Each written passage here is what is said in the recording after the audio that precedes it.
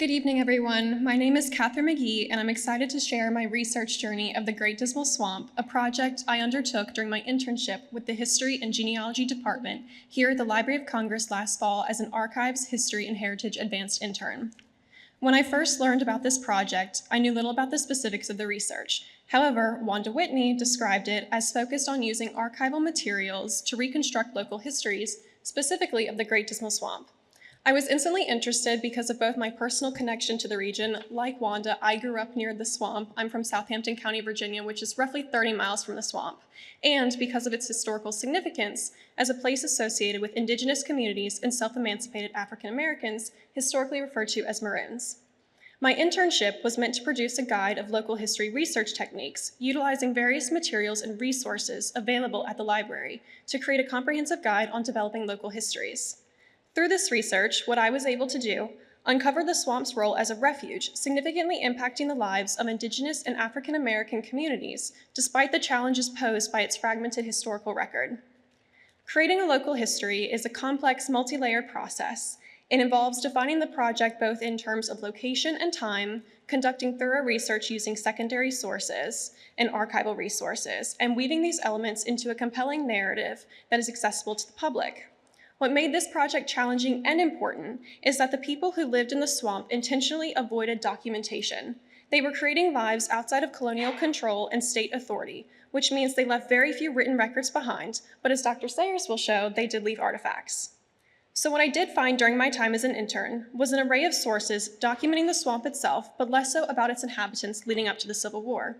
My approach combined three main types of sources. First, I used secondary sources such as Dr. Sayers' A Desolate Place for a Defiant People, Dr. Golden's article, Armed in the Great Swamp, and two other historians' work, J. Brent Morris, Dismal Freedom, and Marcus Nevis, City of Refuge, to understand the broader historical and environmental context of the swamp. Second, I worked with primary sources, things like newspapers, letters, maps, and literary texts, to see how the swamp and its inhabitants were described over time. And third, I used genealogical tools to attempt to trace individuals connected to the swamp. I began with broad keyword searches, terms like Dismal, Dismal Swamp, Great Dismal Swamp, the Great Dismal Swamp, Great Dismal Swamp Maroons, Dismal Swamp Company, Maroons, Dismal Swamp Miss. I can keep going. The Dismal Swamp keyword search gave me 11,638 results, which, as you can imagine, was a bit overwhelming for a first-time intern. But what I did, I narrowed my focus as patterns and names emerged. In some cases, I followed individual names across multiple databases to see if I could reconstruct fragments of a life. One of the biggest challenges I encountered was that most of the available sources were written by outsiders, such as colonists, journalists, and travelers, rather than by the people who actually lived in the swamp. This meant I had to read these sources critically, paying attention not only to what they said, but also to their biases and limitations. One source I found, Sketches of the South No. 2, Dismal Swamp in Parley's magazine from 1834, describes the many natural elements within the swamp. The author explains how not every part of the swamp looks the same. Some parts have trees, others grasses or reeds, and in most of the year it is covered with water. As the author states, in some parts of the swamp there is a thick growth of underbrush and many kinds of bushes that are tangled with green pricking vines. In the spring, the swamp is a display of perfumed flowers. One of the most beautiful is the magnolia. There are miles where the sun does not penetrate, and although you may hear the wind in the tops of the trees, all around you has the stillness, the silence, and the shades of twilight. So what began as an exploration of the physical landscape evolved into a deeper understanding of the Great Dismal Swamp as an insurgent landscape and a site of collective memory for Indigenous and African American communities. From this research, three major themes emerged. First, the Great Dismal Swamp functioned as a place of refuge. Archaeological studies and historical accounts suggest that the swamp supported long-term self-sustaining communities of both indigenous groups and Maroons. The environment itself, dense and difficult to navigate, acted as a form of protection and allowed these communities to persist for generations. Second, the swamp exists as a constructed narrative shaped by outsiders. Many of the primary sources I encountered, especially newspapers and articles, portray the swamp and its inhabitants in a way that reflects the biases and limitations of their authors. In some cases, the swamp is described as wild, dangerous, or uncivilized. In others, its inhabitants are misrepresented or dehumanized. These accounts are still valuable, but they also reveal how historical narratives can obscure the realities of marginalized communities. Third, and I will admit to this being my favorite, The swamp is also a space of myth and cultural memory. Across poems, songs, and stories, the Great Dismal Swamp appears as a mysterious, almost supernatural landscape. One recurring example is the legend of the Lady of the Lake, a ghostly figure said to wander Lake Drummond, which is roughly in the center of the swamp. Variations of this story appear in multiple sources and connect the swamp to broader storytelling traditions of indigenous groups and maroon communities. The main source I found for this myth is Thomas More's A Ballad, The Lake of the Dismal Swamp, from 1806, which the author claims to have heard a story being told in a tavern in Norfolk, Virginia in 1803. This myth is also found in a music piece by William Ramsey called Come to the Lake of the Dismal Swamp, written for a Spanish guitar in 1854, that if you got to see the exhibit on the screen, my aunt, Molly McGee Dallas, was so kind enough to record her singing and playing the song on the guitar. And a very long poem by Howard Caldwell in 1855 titled Olieta. These myths present in historical sources don't just entertain, even though they are more publicly accessible because of their intrigue, but they also show how people have tried to make sense of the swamp over time, blending history with imagination and memory.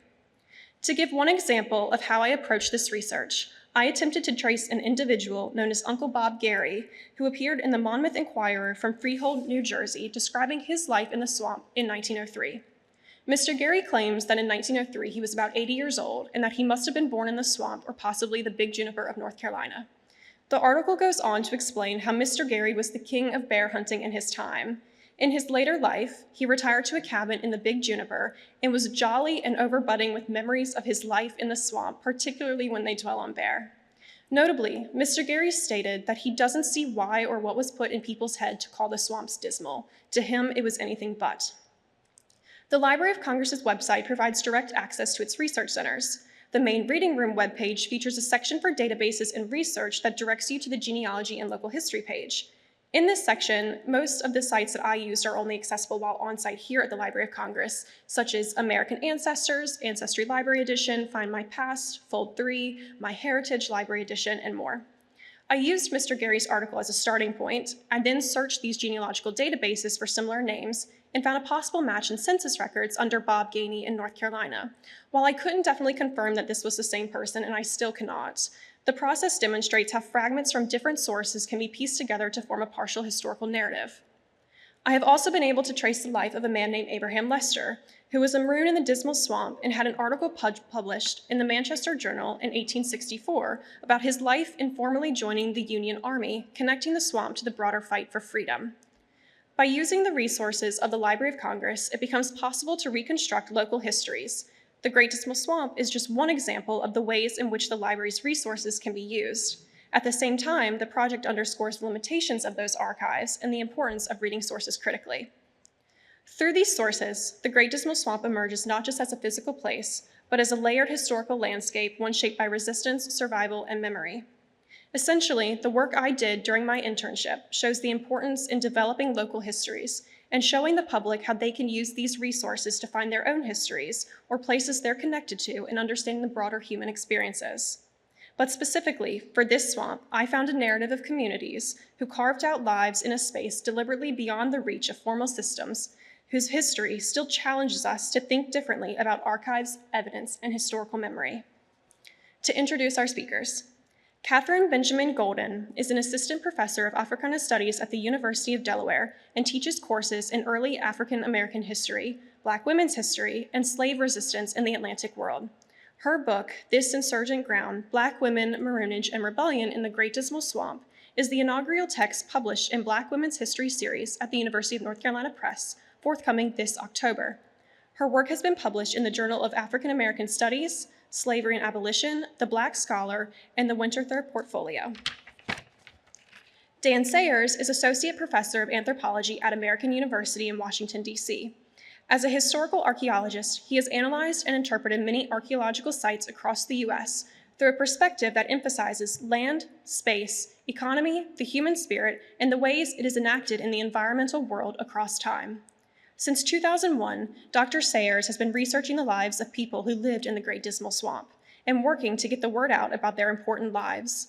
He is the author of many academic articles, he has made numerous media appearances, and he has worked with several museums on archaeological exhibits. Sayers is the author of the books A Desolate Place for a Defiant People, The Archaeology of Maroons, Indigenous Americans, and Enslaved Laborers in the Great Dismal Swamp from 2014, and The Archaeology of the Homed and the Unhomed from 2023, both of which are published by the University Press of Florida. Historical archaeologist, and some may or may not know what that means, but I give you a little bit, at least my definition of it at the top there. Basically, think of it as people doing what I do. We're interested in the last 500 years or so of history, namely people living in what you might call the modern era throughout much of the world. But in this case, this project then fits quite nicely into the subdiscipline of archaeology, right? Because we've been focused in the fieldwork, certainly focused on folks that lived in the Great Dismal right around the time of the settlement of Jamestown in 1607. And then my interest range ran up to about the Civil War, but specifically perhaps the Emancipation Proclamation, right? And so in that time, that long span of 250 plus years, right, I had a sense from my archival work going back, I'll explain a little bit about the project, a very little bit, but I had a sense even before going out in the field to do any work, right, that we knew some things from the archival records about people who may have lived deep in the swamp and people who lived on its edges and people who lived along canals a bit later, right? But we didn't know a heck of a lot in particular, right, that we could really kind of hang our hat on and say that's a historical fact, right, about people who lived in the interior, okay? And so more than perhaps some of the projects I've been on over my career now, this one really seemed the swamp in particular, but the history of people who lived in the deep interior in particular seemed to cry out a bit for some archaeological help, right? The archives are as good as they can be, right? But they have, as Katie said, right, we have quite a few biases and gaps. And then when you're dealing with people or communities that are intentionally, one way or another, kind of going out of the way to not be recorded by those who write documents, right? How are we going to know anything about them with any measure of certainty? So we spent quite a bit of time over the years excavating, well, first of all, searching for sites, and then, of course, excavating. And this is all under this umbrella umbrella label for the project, the Great Dismal Swamp Landscape Study. So it started 2001 by moi, and it was when I really first began my doctoral program at the College of William and Mary. And I was told about the Dismal and its potential resistance history with Maroons and indigenous peoples by a faculty member there, and I never really looked back. I was like, this is really important stuff if we have a chance as archaeologists of contributing to any knowledge about these people and their lives, we or I have to do it. So anyway, so I think of the project as starting right there in my first semester, but my excavations started about 2 years later, right, in the fall of 2003. And I spent about 24 months across the next 3 years going out to the swamp. You saw a little bit of it there every day, just about, and locating sites and then excavating. A lot of it was by myself, but as you saw, right, eventually developed enough interest among students. I got to American U, got my degree, went to American U, right? So the number of people went out and assisted certainly, and even contributed in terms of their own research and writing theses. That number grew across the past 15 years or so. But in any case, it's been a long time that these people in this place that you've heard a little bit about so far really have been in my heart and mind. There hasn't been a day that's gone by in 25 years that I haven't thought of them, probably more often than once a day, I'm sure. All right, so you saw I didn't quite necessarily know what you all would know in advance of what I say here, but you saw us walking on some dry ground. You also saw some clips that showed real swamp country, right? Well, what we were after, we knew this, right, from the scant historical record that I mentioned from the archives and whatnot, was that, yes, it's mostly swamp, classic swamp in its way. So I give you here a lot of words, my apologies, but it gives you a little bit of a timeline for what I see as the main groups of people that occupy the swamp. And this history goes well deeper into the past than my 1607 to 1863 range, okay? But an untold number, right, of ancient indigenous peoples considered that swamp either home or part of their cultural landscapes. Okay, it's important to know that before I went out in the swamp and anybody associated with my project, there had been zero archaeology done in the swamp, like none. So we didn't know really. You might assume, right? Ancient indigenous people used the swamp and so on, but we didn't know it archaeologically, right? And that's pretty much the only way, right, from a social science point of view, right, that we're going to find a good amount of evidence of the ancient days. Some oral traditions notwithstanding among tribal groups today, right? We didn't even have like museums or labs full of artifacts that were ancient, right? So it's just a real big gap in knowledge about the entire landscape itself from an archaeology point of view. Okay, but as you see there, starting with section 2, right, the main groups of people that I had sort of discerned from my archival work and whatnot, right, were Maroons, right, and Native Americans, Indigenous Americans who, because of the dire circumstances they found themselves in with the settlement of Jamestown and the impact of colonialism, right, some number among them would have gone into the swamp. It would already been part of their traditional landscape, but, right, the pressures to go in and settle and occupy. By 1619, right, the first enslaved Africans brought to Jamestown.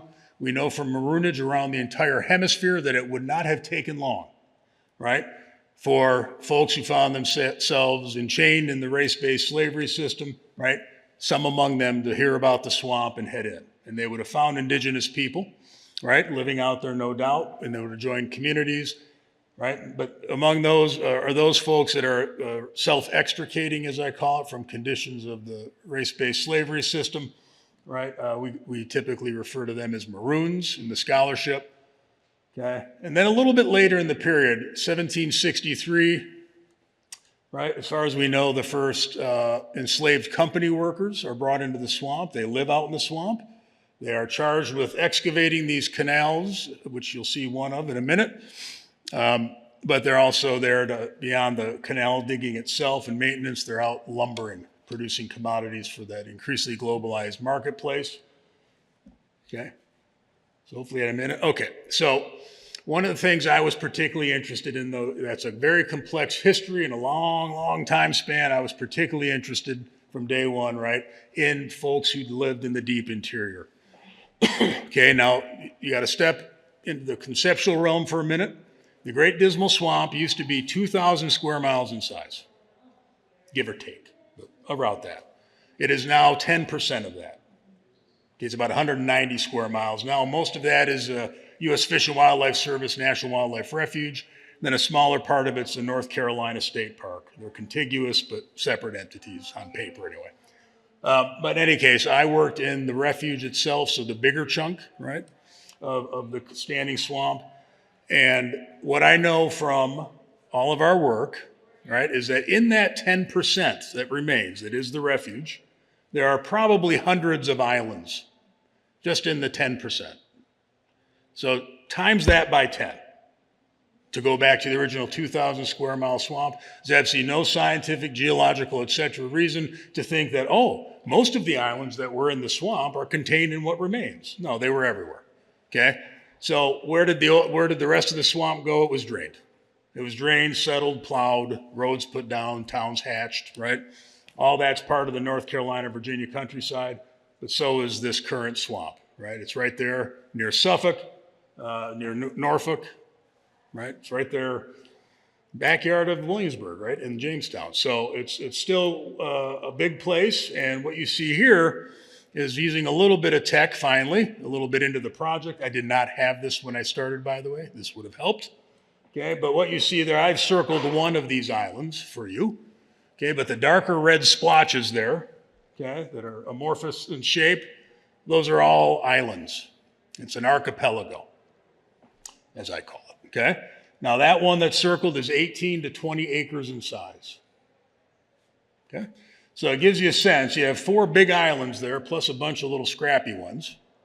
Okay, so you might have something like 100 acres of dry island land here, right, in about a 1.5 square mile area. Okay, just bookmark that. Oh, if you don't mind, Wanda. Okay, so we excavated again across several seasons, many, many months, many years. When you include my dissertation work and the work we did through American University where I'm at. Okay, most of the photos you'll see here is only a few right from the field. Those come from the American University days, more recent times.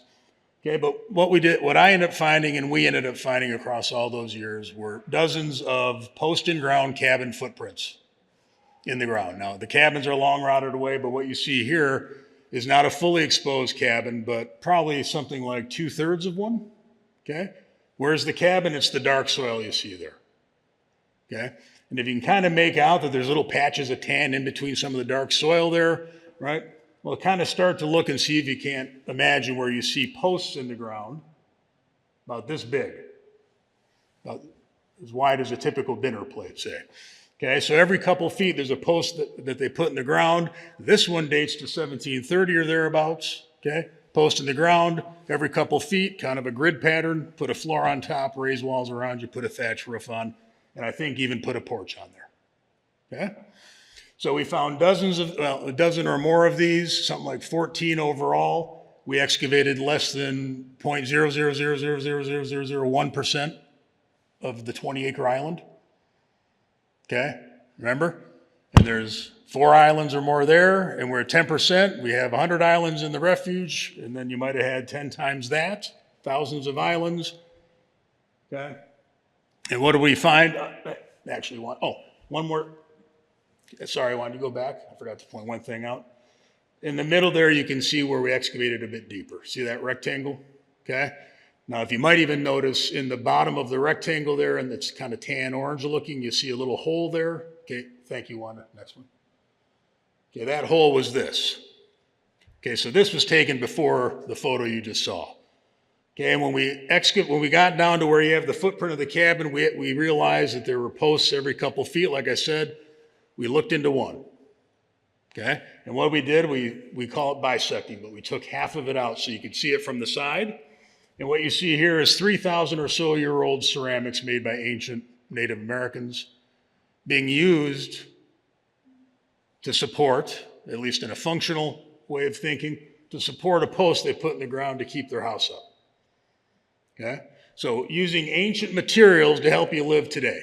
That's one of the hallmark standout characteristics of life in the swamp interior. This is only one example. Ancient stone tools found in the ground where ancient folks left them, revived today in 1830, 1680, 1720, reworked a little bit to make something you need. You don't need an arrowhead, but I need something sharp with an edge. I'll chip it. We found quite a few of those, right? All right, next one. Thanks. We also found other things that you might expect, like fire pits, right? Now we found this through some fancy tech, geophysics, but it is a legit fire pit, kind of on the older side, right? 1630. Okay. I'd point to it if I had a, can't see it. Well, you can see it.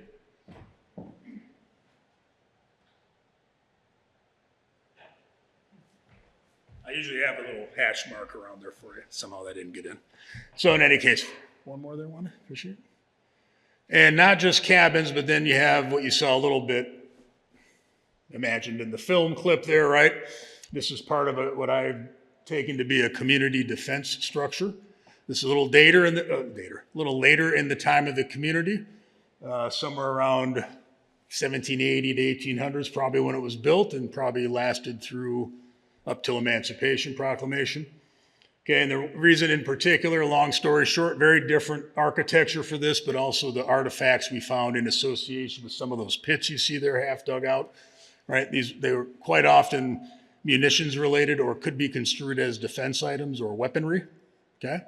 So very different kind of look to this block of excavations in terms of the architecture as well as the artifacts and most of the other actually all the other places we excavated. Okay, I think there's only one. Oh, there's a couple more, sorry. So kinds of artifacts, like I said, modifying ancient stone tools to meet your current needs, okay? So we found this in a cabin footprint that dates to the 17th or early 18th century, right? We know the left half of it is a very ancient stone tool, a classic type of tool in this region called the Marl Mountain II. The other half is definitely not Morrow Mountain 2 on the right there, okay? And then we have a probable arrow shaft smoothing stone in the upper right, and then even a piece of chipped glass. Right? They're making something sharp out of a broken glass bottle, chipping it like they would a stone, and you get little pieces that fly off. That'd be one of them. Okay? And munitions, upper left and lower right. All right, little chips from gun flints and lead shot. And we have a wonderfully datable 1775 to 1800 wine bottle base shard right there in the lower left. Okay. In the middle, little bits of white clay tobacco pipe fragments.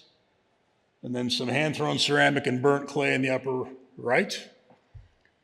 Okay, this is fairly, actually, I'm tilting it. I'm biasing this in some ways towards the outside world materials, because these are familiar to most people, even if I have to explain what they are. But once I say like gunflint, we've all probably got a sense of those, wine bottles. The vast majority of artifacts in terms of numbers were made of materials that were found in the swamp. They didn't come in from the outside like wine bottles and white clay tobacco pipes and lead shot did. Okay? So I think, and then one last, this should be, yes. Okay. Wrapping it up here, guys. So what I did mention was the defense structure emerges on that site probably in the late 1700s, early 1800s. Okay, well, it's no coincidence that it's around then that these companies kind of really start sinking their economic teeth into the Great Dismal. Okay, the enslaved company workers are brought in, they're digging canals, they're staying in the swamp for 6 months to a year on end, living in settlements, being supplied by the companies. Boats are starting to go, trade boats, paying tolls, going up and down the canals. Okay, there's an ominous feel of threat potentially here. We got a little whisper or two of it in the records, right? In the swamp itself, among interior resistance communities of Native Americans, African Americans, right? Starting to get a sense that there's an encroachment here. Time to defend it. Time to develop a defensive posture, maybe more so than we had to, right? In the previous 2 centuries or century and a half. Okay? But that was a long time ago. And now the canals that the enslaved workers excavated and maintained, and then the commercial traffic used, and the enslaved company workers lived about 15 feet to the left of what you see here along this North Carolina canal. These canals, except for the Dismal Swamp Canal, most of them are basically ruins. Okay? They're not traversable. Boats don't go down them. I mean, you could probably swim down them, make it around fallen logs and all that, but for the most part, right? But they're still very visible on the landscape.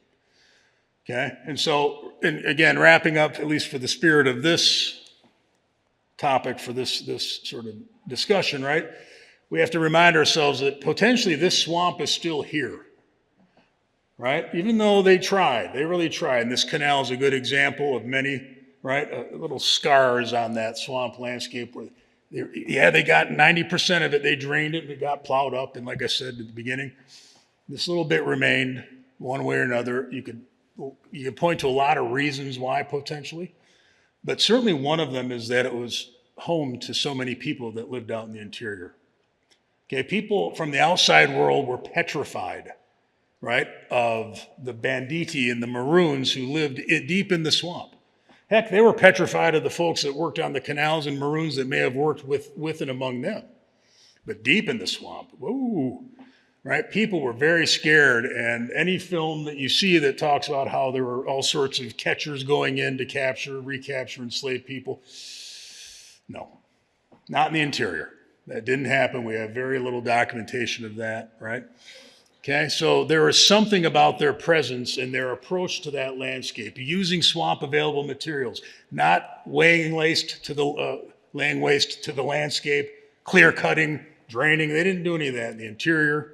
These resistance communities, right? They were kind of living a bit with what they had. They were being creative. They were doing all sorts of interesting things, right? But what the swamp provided them, they really developed a thriving society out there. Thousands of islands. I've looked at 11. Every one of them has artifacts from the period we're talking about here. This is just one. Okay, I guarantee you, I would bet everything I own and then some. Every island on that swamp was used by people, right? One way or the other.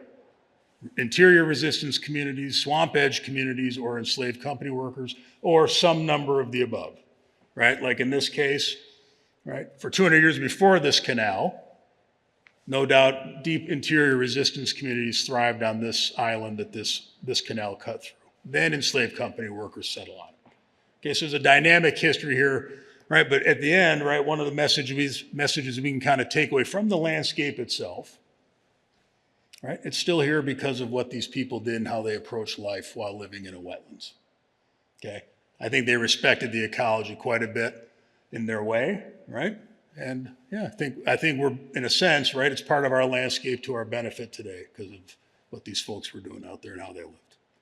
So anyway, I will be here for any questions or to elaborate on any themes I mentioned, but I will give the floor up. Thank you.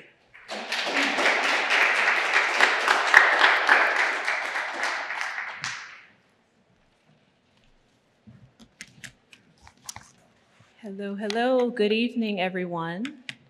I just want to begin by thanking Wanda, Katie, and all of the organizers for this wonderful event. It's a delight and a pleasure to be here and to share a bit about my own work, which is being pulled up right now. Also to be in conversation with this great man, Dan Sayers, who was the person to take me into the swamp as a graduate student, trekking in and out all summer. And one of the biggest findings of the Great Dismal Swamp Landscape Study that Dan headed is that these interior communities were not only intensely inhabited, but multi-generational. That should tell us something really important. Multi-generational means women are giving birth and women are present. And so I'm interested in their motivations for marooning and choosing maroon lives. I'm interested that they are present and active as maroons. There tends to be, you can go to the next slide. As I'm talking, I'm presenting from my work, from my forthcoming book, which will be published in October. Here it is. This Insurgent Ground, Black Women, Marronage, and Rebellion in the Great Dismal Swamp. And it's asking these questions. What does it mean to think about women's motivations for taking part actively in a world of fugitives and outlaws and maroons? What were their motivations? What were their unique and distinct contributions and challenges in doing so? Granted, yes, most maroons are men. If you go to the next slide, you'll see some of the contributions that this work is doing. Yes, most maroons, most fugitives everywhere across the hemisphere, across the Americas, across the Atlantic world are men. That speaks to male privilege and opportunity of mobility, less than it does any kind of gendered love of freedom. So I am interested in thinking about Black women's relationships with bold forms of resistance. They still marooned. Yes, less so, but they still made those decisions, and also appear in some of the extant recorded evidence and sources. So I want to pull, in my limited time here, if you go to the next slide, you will see this region, right? The Tidewater region, which it's already been said, this is 2,000 square miles of a sprawl. And so I really love this map, which is, I owe much actually to your map, Dan, for showing. I don't know if you can see here, audience, but there's a lighter shaded area and then there's a darker shaded area. The darker shaded area is the remaining swamp.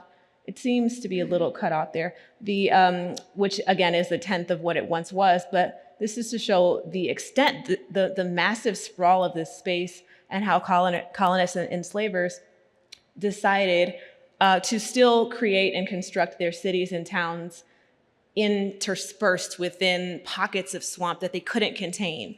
And then, of course, there's the deep interior swamps that couldn't be subdued, right? So there are 10 Tidewater counties that encompass what the Great Dismal Swamp Tidewater region was.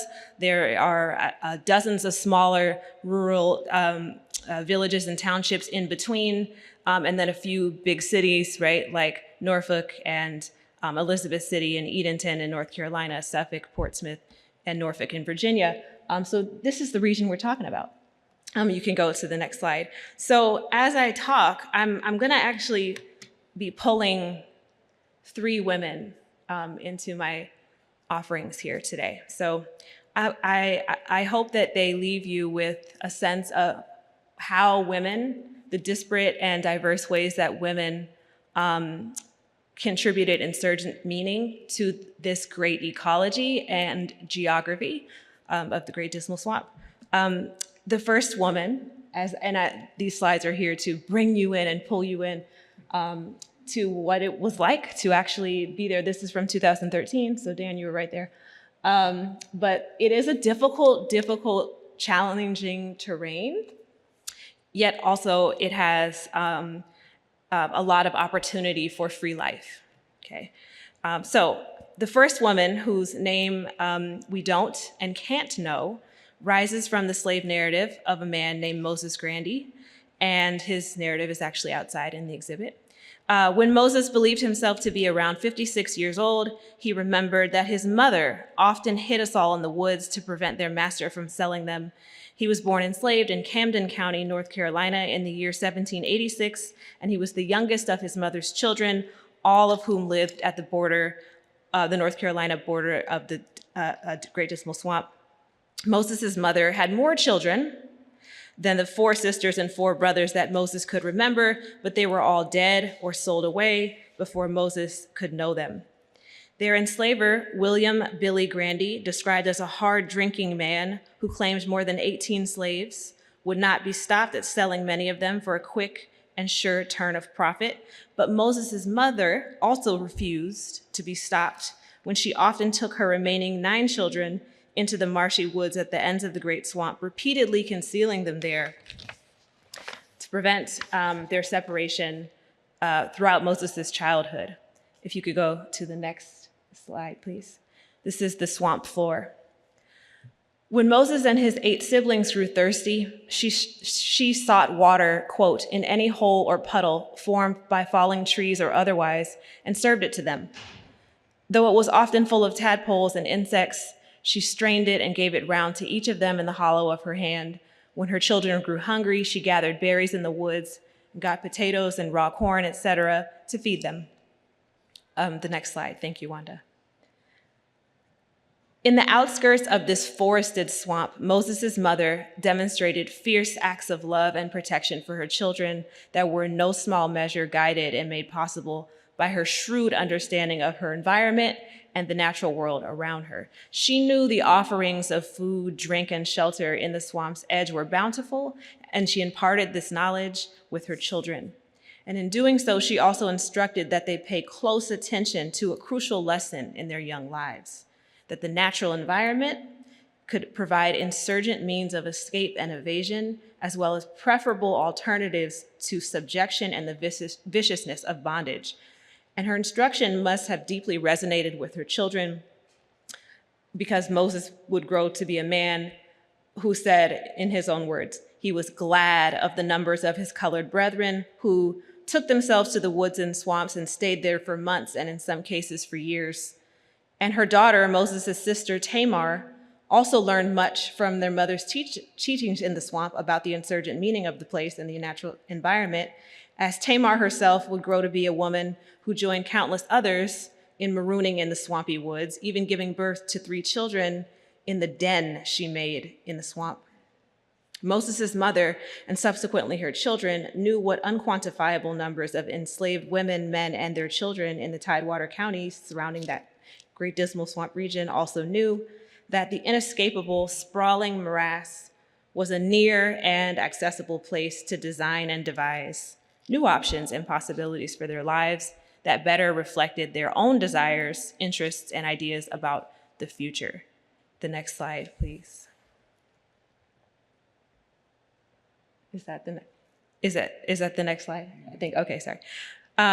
Okay, negotiating between water and land, marooning women like Moses and Tamar's mother communed with clumps of white cedar, juniper, gum, pine, oak, poplar, and bald cypress, some enormous and over 1,000 years old, with roots and protruding knees that can be seen shooting upward through the swamp water.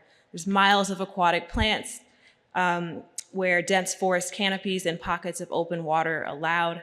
And women who chose flight and marronage knew and learned that the swamp also offered free life and sanctuary to a host of animals like bear, raccoon, deer, possum, muskrats, duck, partridges, pheasant, otters, frogs, turtles, and snakes.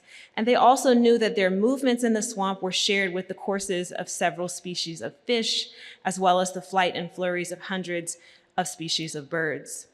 And within the swamp's interior, Black women met these creatures as they traversed through lush vegetation, fresh, dark water described as healthful and pleasant to drink, and drier patches of risen land, or these islands that we've heard about that maybe not necessarily were perpetually flooded by water. Tamar Grandy, for one, was someone who knew these things and who communed with the swamp thusly and applied her agricultural knowledge that she already had as an enslaved person to raise rice, grain, corn, and other vegetation. So these are skills enslaved women and girls commonly possessed and brought with them as they converse with the living ecosystem of the Great Dismal Swamp. Okay, the next slide, please. So I mentioned that this is back to Gates County on the trek into the dig. And this, I can't even believe that I was able to capture the image in that it is extremely difficult to even walk. You can't really see the bottom of where you're walking. The water is literally black, and there's gnarly vines and uneven depth of the water as well. So this is by no means to suggest that this is an easy terrain. It is extremely difficult to move through it, but Black women knew, and men, that it was a better choice. And they used the living swamp as the means and grounds to plot and claim lives other than unending work, harm, sexual and reproductive violence. So from the standpoint of their eyes, wombs, and feet, these Black women who traversed this swamp made it a site of resistance, but also renewal, a site of transformation, a site of transcendence, despite these physical difficulties of the ecology itself. Okay, the next slide, please. Lake Drummond. So when Moses and Tamar Grandy's mother elected marooning at a corner of the swamp, Mother Grandy likely breathed in and inhaled a little bit more deeply. It may have pleased her not to look at the face of Billy Grandy, but at reeds, running vines, brambles, cypress, pine, and juniper trees, or the puddles of cool, peaty black water at her feet. And we can imagine that she enjoyed some gratification to keep her children close a while longer and to be able to feed and shelter them and mother them and parent them freely. And she was not the only woman to feel so, to do so. The next slide, please. Lorinda, too, fled to the swamp in January of 1860, and she chose the swamp to escape overwork, the pain of the recent sale of her then husband, her mistress's threats to sell her as well, and the daily torment of beleaguered motherhood to their 9-year-old son. Lorinda ran from enslavers in Portsmouth, Virginia, judging it best to leave her son behind, who during her absence in the swamp was, she later learned, inevitably sold to South Carolina. The suffering of families besieged and broken apart by slavery or the imperative of kinship and togetherness led many to find solace in the swamp. Lorinda fled first to the home of her mother in the nearby town of Suffolk, and then to friends, she didn't disclose who, at the swamp outskirts there. And then she spent more months on her own, on the run, living at the swamp's edges until she met Abraham, who was mentioned in Katie's initial remarks. Abraham, a Dismal Swamp maroon who had a camp within a remote area of the swamp. Abraham, whom Lorinda described as a bushman, offered her his aid and protection on condition that she would, quote, go only when and where he said. Okay, maybe a problem, right? But not viewing this arrangement as any more repressive than her life as a bondwoman under the rule and thumb of her enslavers, Lorinda preferred it. to any and all other options within her grasp, and she agreed. The two of them then traveled farther into the swamp to live together. And over the course of 3 years, the couple built several camps in the interior swamp, each always in the water, by creating shelters from piles of blocks of wood to house them, provide them with a bed and keep them dry. And in these floating shanties, if Lorinda and Abraham stepped out of their door, they could go from knee-deep to almost waist-deep in water. They were able to build fires atop a large block of wood and thus cook on these nearly submerged floating homes. And by scraping the resulting ashes into the shallower water, in time they would fill up so that a solid hearth was formed for their comfort and warmth and dryness to temper the perpetually wet environment. And so in this way, it sounds really involved, but it was very strategic. And in this way, the two went nearly 2 years uncaught and without seeing but 2 white men. Lorinda admitted she had become so used to stooping to get through reeds and brush that she had become almost wild from living in the swamp and wading through shoe-deep to waist-deep water so long that she could hardly walk on dry land.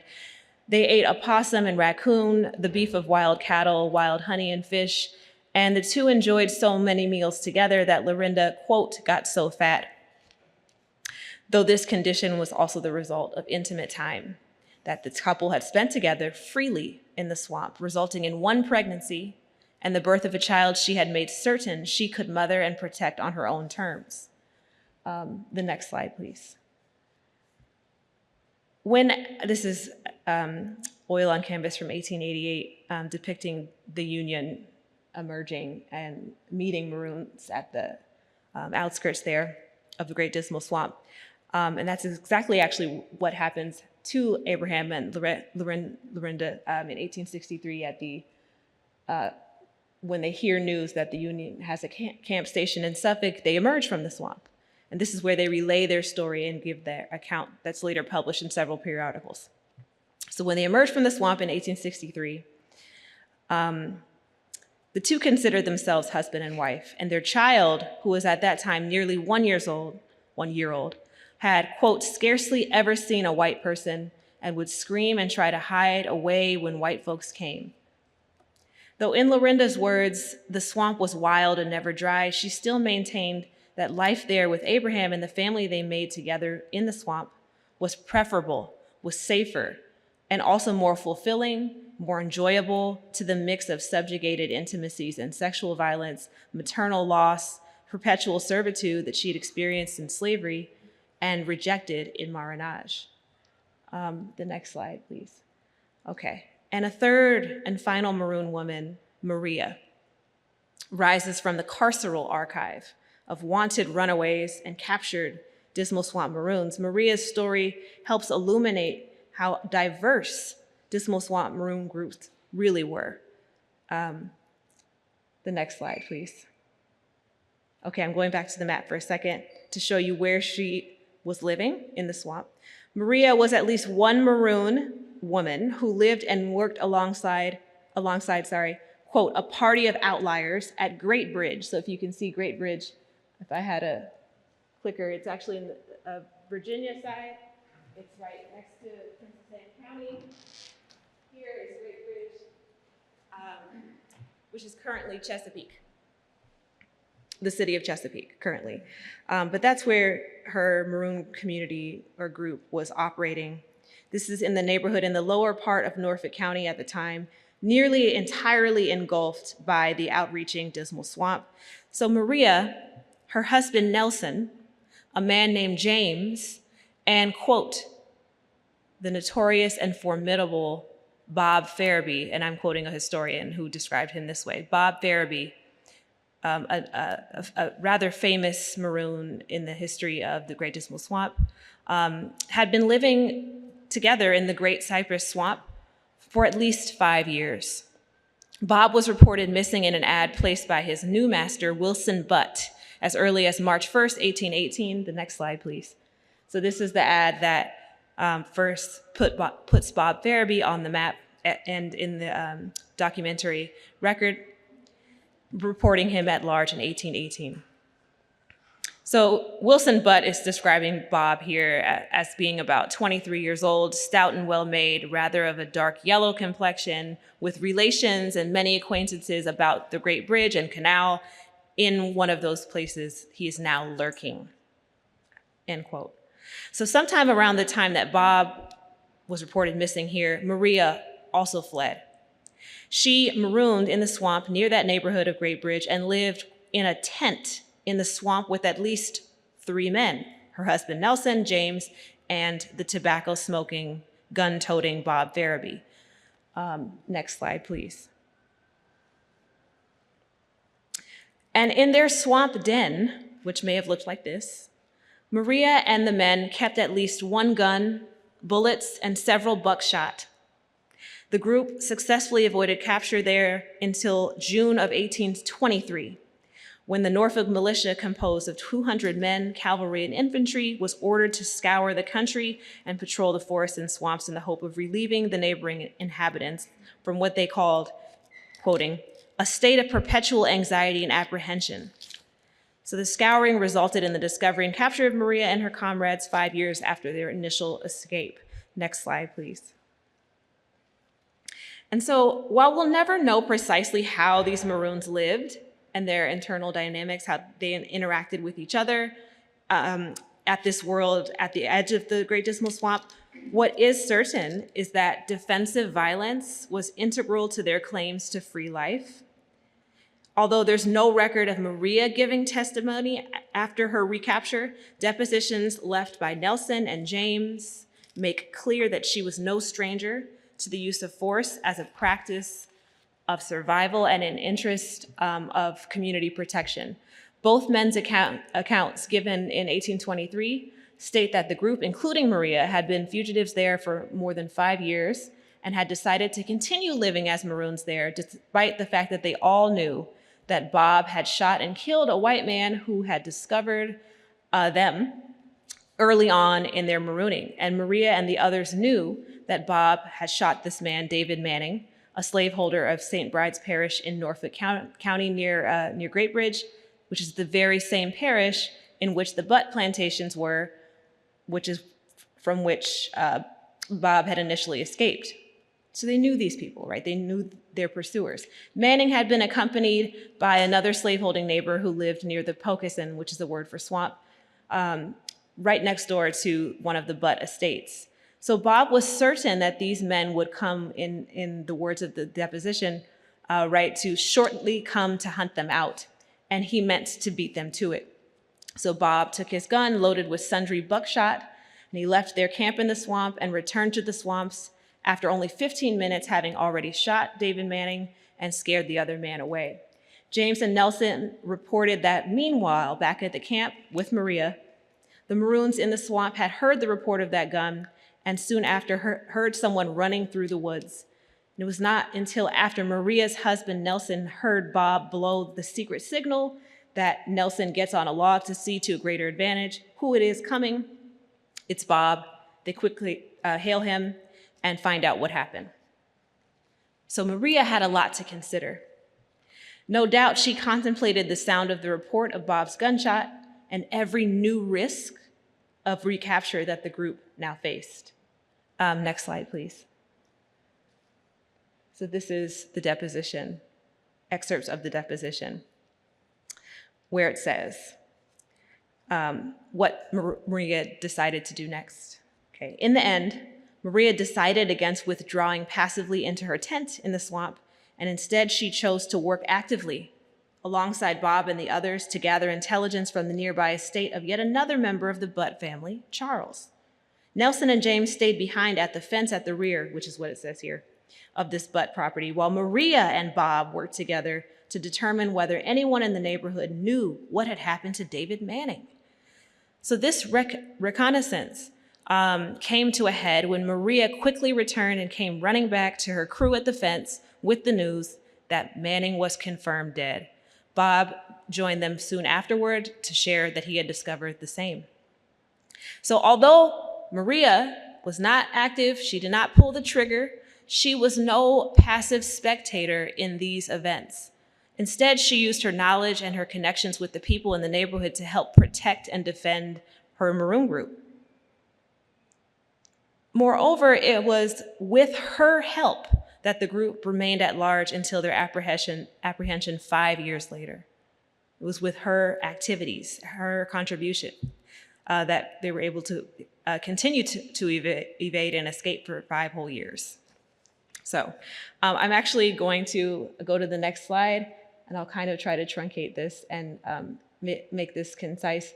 This group gets really, really famous within their 5th year of being at large as Maroons. And not a lot is known about what they did between 1818, when they were all complicit in the shooting of David Manning, and these activities that are being reported a lot in newspapers in 1823 that called this particular group of Maroons things like a band of lurking assassins, desperados, monsters in human shape. That's all here in this sort of record, alarming citizens to be cautious that these Maroons are active. They were targeting a couple of other people in this year, like the postmaster and like the militia captain, who also happened to be one of the Maroons enslaver. So they knew these folks, and they knew that they were in pursuit, and they were actually strategically targeting them. So Maria was a part of all of these activities, though she has yet to have been written about by historians, although she appears within these records. So in closing, I'll just go to my last slide, which is oil on canvas, entitled Slave Hunt, Dismal Swamp, 1862. It's showing, it's an image of that moment of capture. There's dogs in the background, and a woman and a man are in flight in the Great Dismal Swamp. So in the natural world of this swamp and away from the unnatural world of slavery, women like Moses and Tamar's mother, Lorinda and Maria, were just 3 of 1,000 who chose to move to create for themselves and their loved ones alternative worlds that protected them and that defended them, sometimes by force, sometimes by embracing life ways of defensive violence. And they chose to act in ways that validated their human worth and their value and their rights to unbound futures. They connected with the swamp as designers of their own means of escape and well-being, and they made the swamps places of home and community and transitory or enduring refusal. The natural world of the Great Dismal Swamp outfitted and beckoned women's abilities to implement more explicitly a range of insurgencies, including reclaiming their female bodies, which were central to the perpetuation of slavery, their energies, their time, and asserting instead that they had natural rights to safety, natural rights to rest and pleasure and leisure and health, and voluntary intimacy and voluntary reproductive and productive labor. So I'm going to end there, and I really appreciate your time, and thank you. Look forward to questions.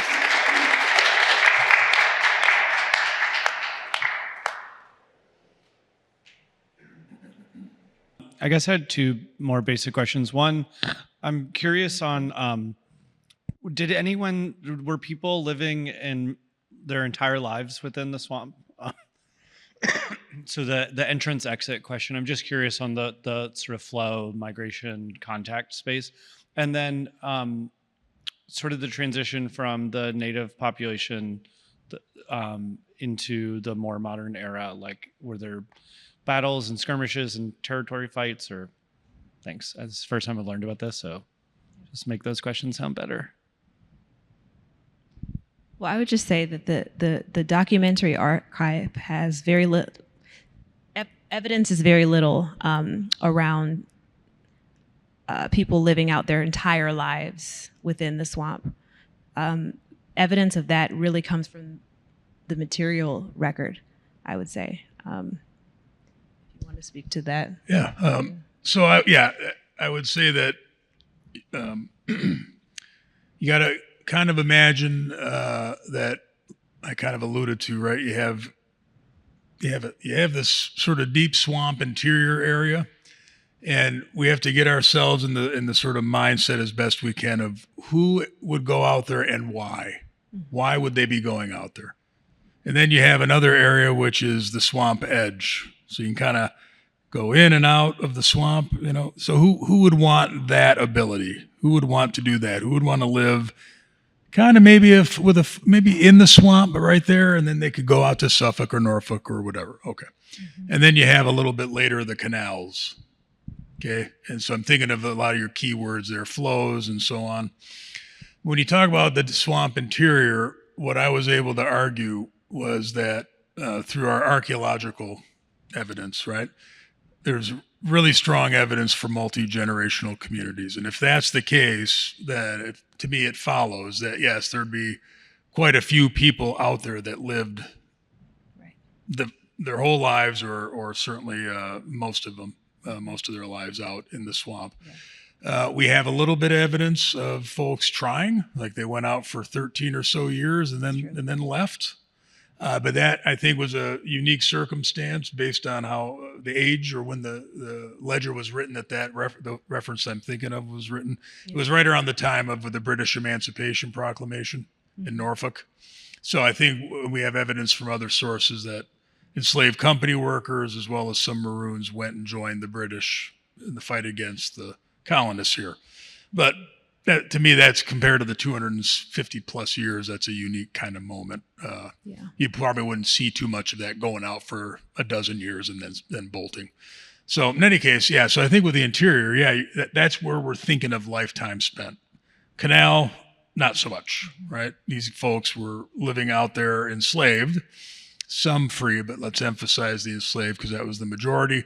And it was, like I said, 6 month to year-long contracts, renewable, right? So you might have some enslaved workers being out there for a handful of years, like Moses, Grandy. And then along the swamp edges, that's perhaps the most mysterious part of this because I never was able to get build it into my project to excavate on the swamp perimeter. But what little bit I do know would suggest that it would make perfect sense, right? That some people might live along the swamp edge for much of their lives, but I don't think you had as much of a community structuring to life on the swamp edge. Right. So it's a little tougher to make the call there, but much more ephemeral around the swamp edges. The transition from native folks fleeing and using and consorting with the Great Dismal Swamp, I mean, this was sacred ground for them. They're the original inhabitants. We have to remember that they were subject to genocide and forced westward migration. And when their population declines because of those colonial forces and the slave trade ramps up, the main population of oppressed peoples are of African descent, exploited peoples fleeing this regime of harm. The swamp, though, was a magnet for anybody who was oppressed.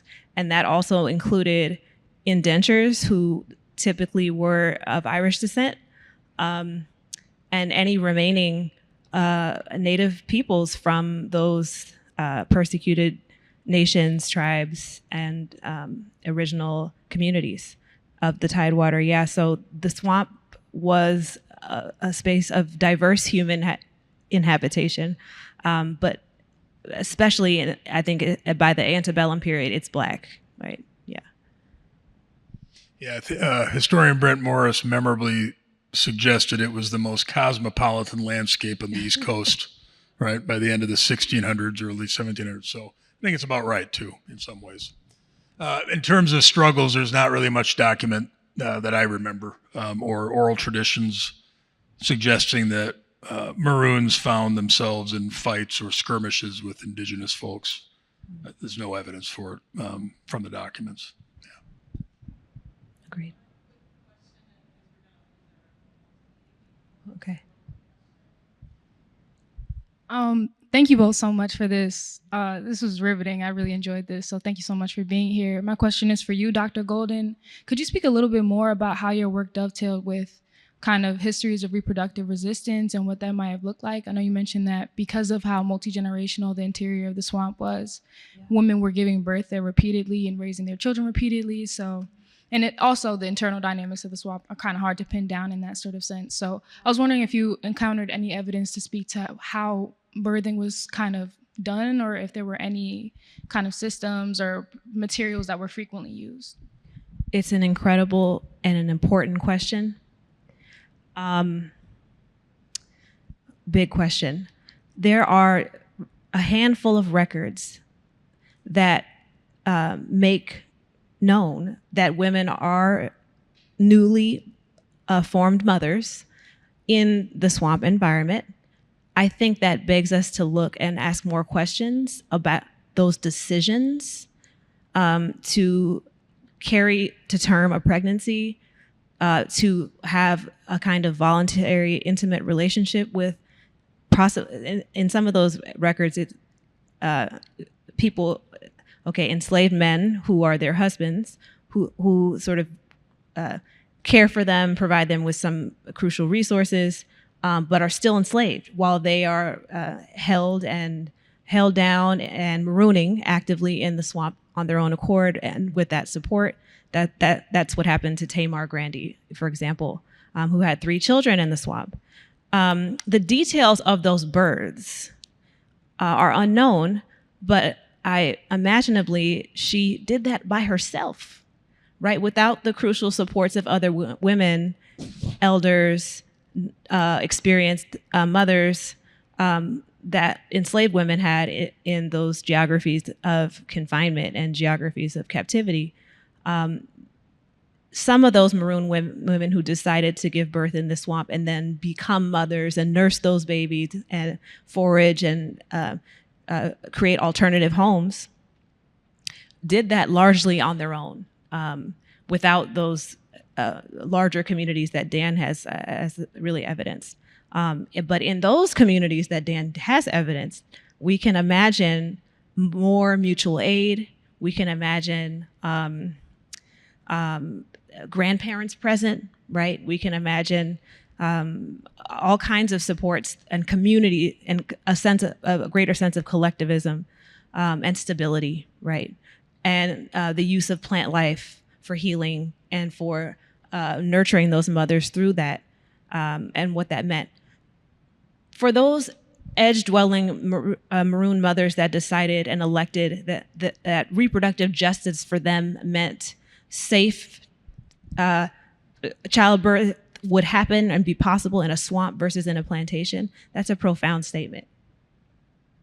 That it would be safer to carry a child to term and then deliver it alone in a swamp versus on a plantation. Begs us to ask questions about those decisions as really intentional, strategic, and indicative of intellectual work. This is safer, this is better. Their wombs were central to slavery, and the reproductive labor was central to slavery, particularly after the slave trade ends. And the only person able to produce a slave is an enslaved woman. That's a law, partus sequitur ventrum, right? Offspring follows belly, right? Based on the racial condition and enslaved condition of Black women giving birth to perpetual slaves. And marooning women rejected that. That begs us to reconsider that as well. Yeah, thank you. Okay.